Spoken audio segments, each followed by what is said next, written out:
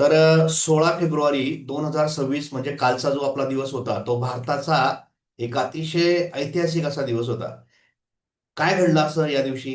तर या दिवशी दिल्लीमध्ये एआय इम्पॅक्ट समिटचं उद्घाटन झालं. आपले प्रधानमंत्री नरेंद्र मोदी साहेब यांनी त्या समिटचं उद्घाटन केलं आणि या समिटमध्ये आपण भारताची जी भूमिका आहे एआय बद्दलची आणि पूर्ण जनतेवर होणारा इम्पॅक्ट एआयचा कसा असेल याविषयी आपण ती समिट या ठिकाणी आयोजित केलेली आहे भारताने.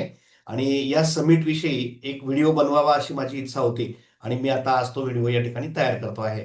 तर आपण आजच्या या व्हिडिओमध्ये जाणून घेणार आहोत की काय आहे हा एआय इम्पॅक्ट समिट आणि याच्यामध्ये भारताच्या कुठल्या गोष्टी हायलाईट होणार आहेत आणि नेमका याचा परिणाम आपल्या देशाच्या अभिमानावर कसा त्याचा इम्पॅक्ट होणार आहे ते देखील आपण या व्हिडिओमधून समजून घेणार आहोत.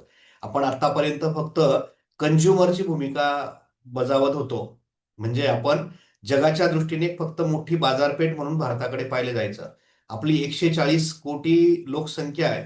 ही जगाच्या दृष्टीने एक मोठं मार्केट होतं आणि लोक फक्त त्यांचे प्रॉडक्ट आपल्याला विकत होते आणि आपण विकत घेत होतो. परंतु या एआय इम्पॅक्ट समिटने हे दाखवून दिलं, की आम्ही फक्त कंझ्युमर नाहीये, तर आम्ही प्रोड्युसर आहोत. भारत देश आता एआयचा एक मोठा प्रोड्युसर असणार आहे आणि या टेक्नॉलॉजीमध्ये आम्ही कशा पद्धतीने लीड करणार हे दाखवणारा हा एक मोठा कुंभमेळा आहे.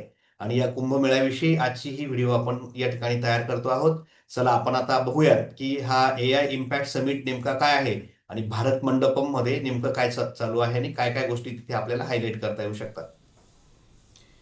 एआय इम्पॅक्ट समिट 2026 भारताची डिजिटल झेप.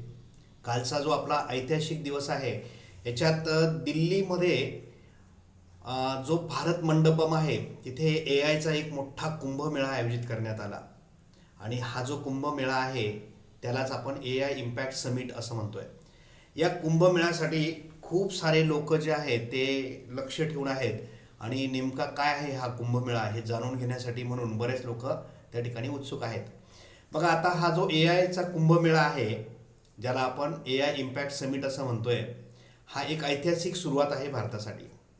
या समिटसाठी जवळपास 800 पेक्षा जास्त स्टार्टअप्सने याच्यामध्ये भाग घेतलेला आहे आणि 2.5 लाखापेक्षा जास्त लोक त्याला व्हिजिट करतील असं थोडक्यात त्या ठिकाणी नियोजन आहे. 20 देशांचे सरकार प्रमुख गव्हर्नमेंट प्रमुख जे आहेत ते त्या ठिकाणी हजेरी लावणार आहेत आणि 100 पेक्षा जास्त देशांचा या समिटमध्ये सहभाग आहे. ही आपल्यासाठी खूप मोठी अभिमानाची गोष्ट आहे आणि याच्यासाठी जे नियोजन केलेलं आहे त्याला आपण भारत मंडपम असं नाव दिलेलं आहे. आणि या भारत मंडपममध्ये 16 फेब्रुवारी पासून 20 फेब्रुवारीपर्यंत 16 ते 20 फेब्रुवारीच्या दरम्यान हे सगळं आयोजन केलेलं आहे. आता या सगळ्या समिटमध्ये जगातील मोठे मोठे कॉर्पोरेट जे कंपन्या आहेत जसं Google, Microsoft, open AI, Qualcomm, Nvidia या सगळ्यांची उपस्थिती त्याच्यामध्ये असणार आहे. त्यामुळे आपण याला असं म्हणू शकतो हे केवळ प्रदर्शन नाही आहे, तर हे एआयच्या भविष्याचा, सुरक्षेचा आणि मानवी प्रगतीचा वेध घेणारा जागतिक मंचच जणू या ठिकाणी उभारण्यात आलेला आहे. जगाचं नेतृत्व जे आहे आता ते कोणाकडे जाऊ शकतं एआयचं. ओके, तर मग जागतिक नेतृत्व करणारे जे मोठे मोठे दिग्गज आहेत जसं गुगलमध्ये सुंदर पिचोई आहेत, त्याच्यानंतर मायक्रोसॉफ्टचे सत्य नडेला आहेत, त्याच्यानंतर ओपन एआय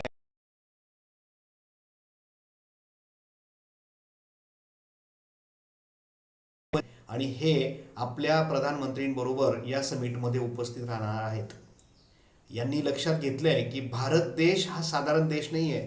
टेक्नॉलॉजीमध्ये भारताने जर ठरवलं तर भारत खूप काही करू शकतो. जगातील सर्वात मोठ्या टेक कंपन्यांचे हे सीईओ जे आहेत ते आपली उपस्थिती इथे दर्शवत आहेत, जे भारताच्या वाढत्या डिजिटल ताकदीचं एक मोठं प्रतीक आहे. म्हणजे आपल्यासाठी हा सगळ्यात मोठा अभिमानास्पद असा हा समारोह आहे आणि ज्याचं नेतृत्व जे आहे ते आपला भारत देश करतोय. जगाच्या दृष्टीने सगळ्यात मोठं हे समिट होत आहे एआयच्या साठी. आता सध्या एआय म्हटलं की मग आपण बघतोय आपल्या चॅनलवर खूप सारे व्हिडिओज तुम्ही बघताय आणि सगळ्या व्हिडिओज बघताना आपल्याला हे लक्षात येत आहे की एआय आता हा कुठलंही क्षेत्र सोडत नाहीये. प्रत्येक क्षेत्रामध्ये एआयची एंट्री होताना दिसते. मग आता आपण भारत देश म्हणून याच्याकडे कसं बघतो? आपला देश जो आहे तो फक्त एआयचे टूल्स वापरणारा देश आहे का, की आपण याच्यासाठी काही वेगळं करणार आहोत. मग हे सगळं जगाला कळावं यासाठी या समिटचं आयोजन आपण केलेलं आहे असं या ठिकाणी थोडक्यात दिसतंय. आता भारताची नवी भूमिका काय असणार आहे, तर आता आम्ही युजर नाही तर आम्ही क्रिएटर असणार आहोत. भारत देश या समिटच्या माध्यमातून दाखवून देणार आहे की आम्ही फक्त कंझ्युमर नाही आहेत, आम्ही इतर देशांचे फक्त प्रॉडक्ट वापरून त्यांना पैसे कमवून नाही देणार आहोत, तर आम्ही स्वतः याचे प्रोड्युसर आहोत. सिलिकॉन व्हॅलीला टक्कर देण्यासाठी भारताचं स्वतःचं बेस फाउंडेशन AI मॉडेल आता तयार झालेलं आहे. म्हणजे आपल्या देशाने आपलं स्वतःचं AI मॉडेल विकसित केलं आहे आणि हे AI मॉडेल जे आहे ते भारताच्या AIचा प्रगतीचा एक थोडक्यात काय मोठा रोडमॅप आपल्याला दाखवतो आहे. आता हा त्रिसूत्री कार्यक्रम भारत राबवतो आहे. हे 3 सूत्र कोणते आहेत बघा, ह्याच्यामध्ये 3 P आपल्याला दिसत आहेत. पहिला P म्हणजे पीपल, ज्याला आपण लोक असं म्हणतो. दुसरा जो P आहे तो म्हणजे प्लॅनेट म्हणजे ग्रह, आणि तिसरा जो P आहे तो म्हणजे प्रोग्रेस.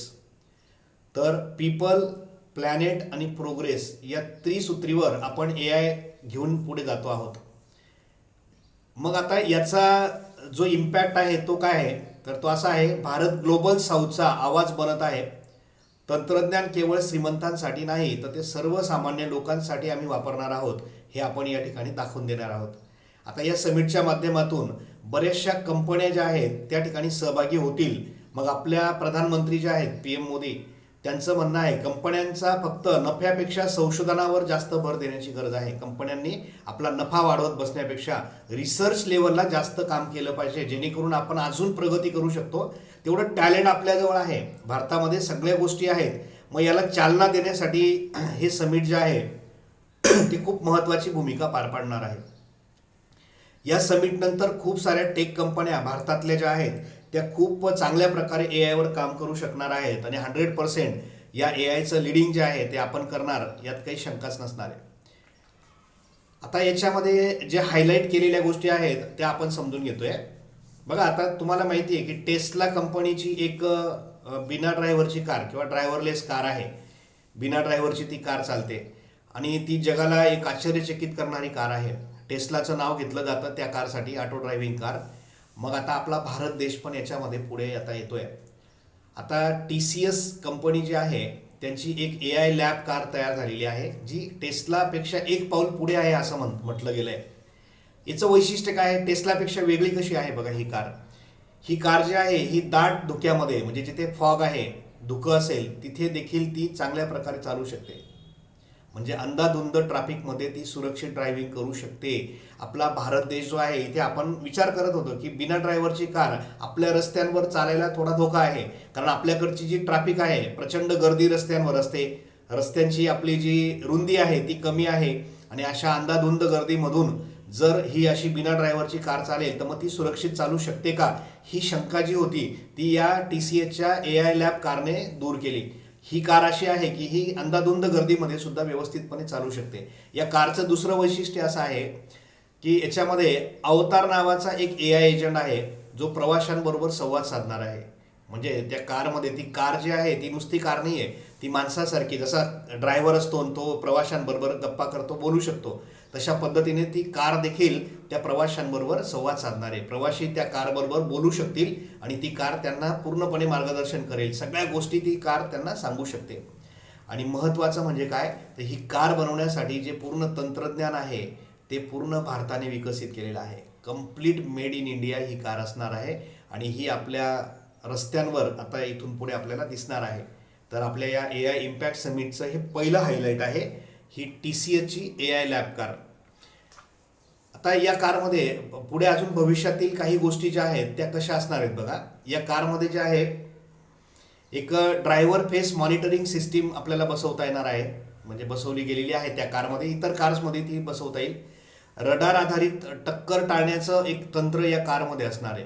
म्हणजे एखादी कार जेव्हा समोर चालत असेल तेव्हा एक अंतर ठेवून ही कार त्याच्यात चालेल आणि समोरच्या कारचा स्पीड कसा असेल त्यानुसार ऑटोमॅटिक ब्रेक कंट्रोल होतील. म्हणजे इथे एक कार दुसऱ्या कारला धडकण्याची जी काही आपल्याकडे व्यवस्था होत होती आतापर्यंत, ती या कारमुळे काय होणार आहे, दूर होणार आहे. म्हणजे असे अपघात होणार नाहीत, कारला कार टक्कर देणार नाही अशी यंत्रणा याच्यामध्ये बसवली जाणार आहे. त्याला रडार सिस्टीम असं म्हटलेलं आहे. म्हणजे आपल्याकडचा प्रॉब्लेम काय होता, तर हा गाड्यांचा टक्करचा प्रॉब्लेम तो रडारच्या सिस्टीमने या ठिकाणी सॉल्व्ह होणार आहे. दुसरा एक महत्त्वाचा भाग म्हणजे ड्रायव्हर फेस मॉनिटरिंग सिस्टीम याच्यामध्ये असेल. जो कार चालवणारा ड्रायव्हर असतो आपल्याकडे, बऱ्याच वेळेला काय होतं बघा, म्हणजे प्रॉब्लेम असा असतो की तो जो चालक असतो त्या चालकाला डुलकी लागते किंवा कधी कधी एखाद्या वेळेस त्याला हार्ट अटॅक वगैरे सारखी एखादी परिस्थिती निर्माण होते. आणि मग अशी परिस्थिती जर निर्माण झाली तर ही जी सिस्टीम आहे ड्रायव्हर फेस मॉनिटरिंग सिस्टीम, ती ड्रायव्हरच्या त्या चेहऱ्यावरून फेसवरून आयडेंटिफाय करेल की काहीतरी प्रॉब्लेम त्या ड्रायव्हरला झालेला दिसतोय. आणि मग त्याला सोल्युशन काय असेल तर ही कार जी आहे ती त्या फेसलेस मॉनिटरिंग सिस्टीमच्या आधारे ती ओळखते की या ड्रायव्हरचा हा काहीतरी प्रॉब्लेम आहे आणि गाडी आपोआप सुरक्षित पार्किंगमध्ये जाऊन बाजूला थांबते. म्हणजे साईडला होईल आणि ती पार्किंगमध्ये जाऊन थांबेल. म्हणजे होणारा जो धोका आहे त्या ड्रायव्हरच्या त्या प्रॉब्लेममुळे त्या गाडीचा होणारा ॲक्सिडेंट जो आहे तो या ठिकाणी ॲटोमॅटिक त्या कारने स्वतः थांबवला किंवा कंट्रोल केला. मग आता ह्या रडार तंत्रज्ञानाद्वारे पुढील वाहनाचा वेग, अंतर ओळखून इमर्जन्सी ब्रेकिंग सिस्टीम अवेलेबल होईल आणि ड्रायव्हर फेस मॉनिटरिंगमुळे ड्रायव्हरला काही प्रॉब्लेम झाला तर त्याच्यामुळे उद्भवणारे जे काही धोके आहेत किंवा ॲक्सिडेंट आहेत ते कंट्रोल होतील. हे पूर्ण AI बेस्ड सिस्टीम या ठिकाणी कारमध्ये बसवली गेलेली आहे. दुसरा इम्पॅक्ट जो आहे याचा, म्हणजे दुसरा आपण हायलाईट करतोय दुसरा पॉईंट, तो म्हणजे आपली जी काही पॉवरलूम सिस्टीम आहे आपल्याकडे, हँडलूम पॉवरलूम ज्या आहेत, हातमाग ज्याच्यावर हाताने साड्या विणल्या जातात. आता ह्याच्या साड्या आपण बघतो, पैठणी वगैरे सारख्या साड्या. एक साडी साधारणपणे जेव्हा आपण मॅन्युअल पद्धतीने म्हणजे आपल्याकडे असलेल्या पॉवरलूम किंवा हँडलूमवर तयार करतो तेव्हा तो कर्मचारी दिवस रात्र मेहनत करून 4 ते 5 महिने लागतात तेव्हा कुठे एक पैठणी किंवा एक साडी त्या प्रॉपर डिझाईनची तयार होत असते. म्हणजे त्या साडीचं डिझाईन केल्यापासून 4 ते 5 महिने त्याला लागत होते. आणि आता काय होणार आहे, आता AI बेस अशी सिस्टीम तयार झालेली आहे. त्या आपल्या AI समिटमध्ये हायलाईट झालेला हा एक महत्त्वाचा पॉईंट आहे. असं एक मशीन आता विकसित केलं आहे पूर्ण भारताच्या तंत्रज्ञानावर आधारित, की ज्याच्यामध्ये तुम्हाला आता नंबर ऑफ डिझाईन ज्या आहेत त्या मशीनवर तुम्ही बघू शकतात आणि त्यातली एक डिझाईन तुम्ही त्या मशीनला दिल्यानंतर ते मशीन ॲटोमॅटिक त्या साडीचं निर्माण जे आहे, म्हणजे पॉवरलूम ज्या आता पूर्वी हाताने आपण सगळ्या गोष्टी करायचो त्या सगळ्या मशीनवर ॲटोमॅटिक होतील. ते AI जे आहे ते पूर्णपणे कस्टमाइज साडी तयार करून द्यायला मदत करेल. म्हणजे आपण आता ह्या सिस्टीमचा उपयोग कसा करू शकतो बघा, तुम्हाला हवी असलेली डिझाईन साडीची तुम्ही चॉईस करायची. तुम्ही तिथे जाणार, तुम्हाला एक कॅटलॉग दाखवला जाईल, त्या कॅटलॉगमध्ये खूप साऱ्या डिझाईन असतील, त्यातली एक डिझाईन तुम्ही चूज करणार की आम्हाला ह्या डिझाईनची साडी तयार करून पाहिजे आणि अगदी काही तासाभरात तुमची ती साडी तयार होऊन जाईल. म्हणजे आता हा पॉवरलूमचा जो टाइम कन्झ्युमिंग प्रॉब्लेम होता, खूप वेळ त्याला लागत होता, 4 ते 5 महिने लागायचे, ते आता काही तासाभरामध्ये ते काम होणार आहे. म्हणजे आता आपल्याकडचे जी लोक या क्षेत्रामध्ये काम करतात, हँडलूम पॉवरलूम वगैरे, त्या लोकांना याचा प्रचंड फायदा होताना दिसेल. म्हणजे प्रॉडक्टिव्हिटी वाढेल. आणि मग याचा परिणाम काय होणार आहे, अर्थातच आपण इतका प्रॉडक्ट तयार करू शकतो की तो एक्सपोर्ट करता येईल. म्हणजे भारताच्या पैठण्या इतक्या प्रमाणामध्ये आपण प्रोड्यूस करू शकतो की ज्या दुसऱ्या देशांना आपल्याला एक्सपोर्ट करता येऊ शकतात. म्हणजे आपला या पैठण्यांचा बिझनेस जो आहे तो एक्सपोर्ट लेवलला नेता येऊ शकतो आणि अख्खं जग आपलं मार्केट बनू शकतं. तर हा याच्यातला एक सगळ्यात महत्त्वाचा पॉईंट दिसतोय आपल्याला. आता ही जी पूर्ण यंत्रणा आहे, डिजिटल डिझाईन ते प्रत्यक्ष विणकाम, या यंत्रणेमध्ये LED सिस्टीम लावलेली आहे. 57 रंगाचे कलर धागे तुम्ही याच्यामध्ये वापरू शकता. त्याची जी क्षमता आहे साधारणपणे 57 रंगाचे वेगवेगळे धागे या मशीनला लावलेले असतील आणि ते धागे जे आहेत ते जसा LED लागेल त्या पद्धतीने तो धागा त्या ठिकाणी चूज केला जाईल. म्हणजे गुलाबी रंगाचा LED लागला, गुलाबी धागा त्या ठिकाणी यूज केला जाईल. मग आता हे जे डिझाईन पूर्वी विणकराला करावं लागायचं, तो जो मॅन्युअली तो माणूस काम करायचा, त्याला खूप मेहनत याच्यासाठी घ्यावी लागायची, खूप ताण त्याच्यावर यायचा. आणि एवढ्या मेहनतीने एवढ्या दिवसांमध्ये तयार केलेली ही साडी हजारो रुपयाला जेव्हा मार्केटमध्ये येते तेव्हा कस्टमरचा काय परिणाम होतो, कस्टमर विचार करतो एवढी महाग का बरं, त्याच्यात मेहनत तेवढी होती. पण आता काय होणार आहे, आता ही साडी कमी वेळामध्ये कमी एफर्ट्समध्ये तयार होईल तर तिची कॉस्ट देखील कमी होईल. म्हणजे तुम्हाला पैठण्यांचं जे प्रोडक्शन आहे ते कॉस्ट इफेक्टिव्ह करता येऊ शकतं. आपल्याकडे खूप सारे असे शहरं आहेत की जिथे या पैठण्यांचा व्यवसाय चालतो आणि ह्या पैठण्यांचा व्यवसाय आता AI वर आधारित या मशीनद्वारे जेव्हा केला जाईल तेव्हा कल्पना करा भारताचा हा व्यवसाय केवढा मोठा होऊ शकतो. मग आपला AIचा भारताच्या ह्या योजने काय म्हणू आपण की भारताच्या या व्यवसायावर त्याचा कसा परिणाम आपल्याला दिसतोय, अर्थातच पॉझिटिव्ह परिणाम आपल्याला दिसतोय. खूप चांगल्या प्रकारे हे सगळं होणार आहे. म्हणजे हे लोक शोधत होते की असं मशीन जर आलं की जे ऑटोमॅटिक हे करू शकेल तर खूप चांगलं राहील, पण तसं मशीन विकसित करणं आतापर्यंत शक्य नव्हतं, जे मात्र एआयच्या मदतीने आता शक्य होणार आहे किंवा झालेलं आहे थोडक्यात. अजून एक महत्त्वाची जी हायलाईट करण्यासारखी गोष्ट आहे ती म्हणजे एक अन्नपूर्ती एटीएम मशीन. हे काय आहे बघा, आता हे अन्नपूर्ती एटीएम मशीन जे आहे हे रेशन दुकानासाठी वापरलं जाणारं मशीन आहे. हे देखील पूर्णपणे मेड इन इंडिया आहे, भारताने विकसित केलेलं एआय पॉवर्ड हे मशीन आहे. आता आपण जर बघितलं तर रेशन दुकानामध्ये जे ग्रामीण भागामधले रेशन दुकानं बघा, जिथे प्रचंड गर्दी असते, मोठी लाईन असते, त्या लाईनमध्ये उभे राहणारे जे लोक आहेत ते तासन तास तिथे उभे राहतात आणि मग रेशन घेऊन जातात. याच्या पलीकडे अजून बऱ्याच गोष्टी घडतात. त्यांना दिलं जाणारं रेशन जे आहे ते ॲक्युरेट तोलून दिलं जात नाही, काही काही वेळेला त्याच्यात घाटा त्या कस्टमरला सोसावा लागतो, हा एक परिणाम. आणि काही काळा बाजार वगैरे आपण बऱ्याच ठिकाणी होताना आपल्याला दिसतो, असं आपण ऐकतो. मग या सगळ्या गोष्टींवर एक प्रॉपर कंट्रोल कसा ठेवला जाऊ शकतो, तर या मशीनद्वारे ठेवला जाऊ शकतो. मग जुन्या पद्धतीचं ते जे रेशन दुकान आहे आता ते नवीन पद्धतीने कसं राहील, तर असं एटीएम मशीन आता त्या दुकानामध्ये आहे. अन्नपूर्ती नावाचं हे मशीन डेव्हलप केलं आहे आणि इथे तुमचा बायोमॅट्रिक तुम्ही तिथे ठेवायचा आणि त्या मशीनमधून ते धान्य जे आहे ते बाहेर येईल. म्हणजे तुमचा रेशन कार्डचा नंबर टाकायचा, बायोमॅट्रिक तुमचा अंगठ्याचा तुम्ही द्यायचा आणि त्या मशीनमधून तुमच्या वाट्याचं जेवढं धान्य असेल रेशनचं तेवढं त्याच्यातून बाहेर येईल.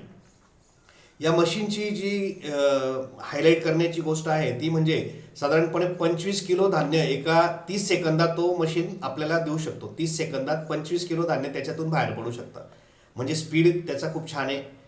अचूकता त्याची जर बघितली तर 99.99 म्हणजे जवळपास 100%च्या जवळपास त्याची अचूकता आहे. मोजमापमध्ये कुठेही तो कमी करत नाही, ॲक्युरेट मोजून तो आपल्याला धान्य देतो. याच्यामध्ये बहुभाषिक म्हणजे मल्टी लँग्वेज सपोर्ट त्याच्यात दिलेला आहे.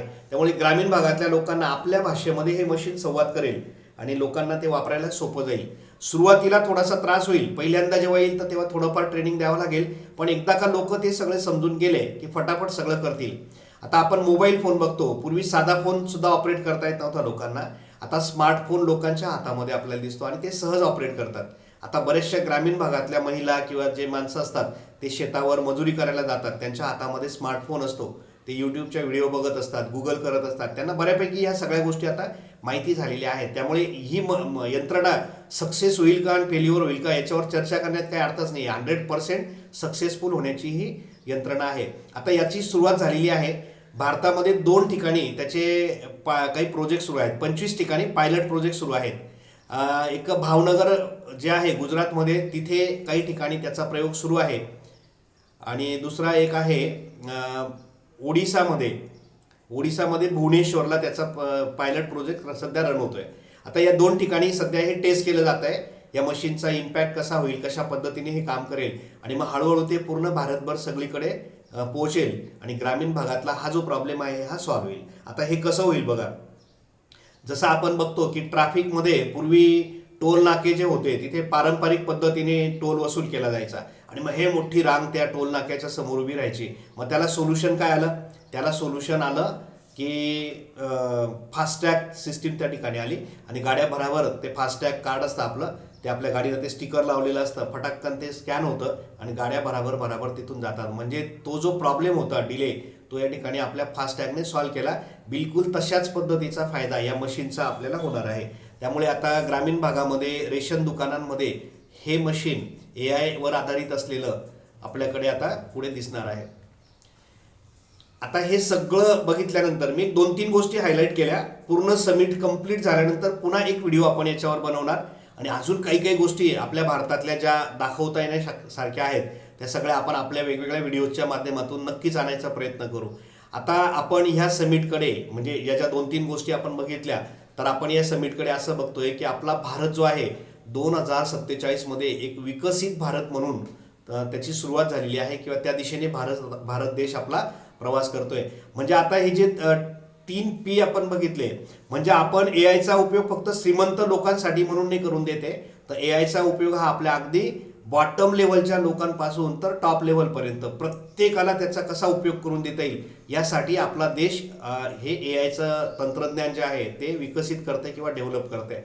त्यामुळे नक्कीच याचा परिणाम, एआयचा जो परिणाम आहे तो आपल्याकडे हा असा असणार आहे की रोजगार निर्मिती देखील खूप छान असेल, प्रॉडक्टिव्हिटी आपली वाढेल, आपण एवढ्या प्रमाणामध्ये प्रॉडक्ट तयार करू शकू की जे आपल्याला भारतातून इतर देशांमध्ये एक्सपोर्ट करता येऊ शकतात.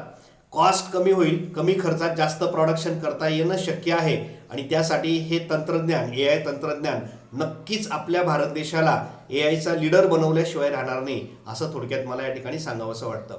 मित्रांनो, आजची ही व्हिडिओ तुम्हाला कशी वाटली त्याविषयी कमेंट करून तुम्ही नक्की मला सांगा आणि आपण याच्यावर AI समिटवर अजून काही व्हिडिओ तयार करू. AI समिट पूर्ण झाल्यानंतर अजून बऱ्याच गोष्टी आपल्या बाहेर येतील आणि त्या सगळ्या आपण हायलाईट करायचा प्रयत्न करू. चला, आज आपण या ठिकाणी थांबूयात आणि पुन्हा आपण भेटूयात आपल्या पुढच्या व्हिडिओमध्ये. तोपर्यंत गुड बाय.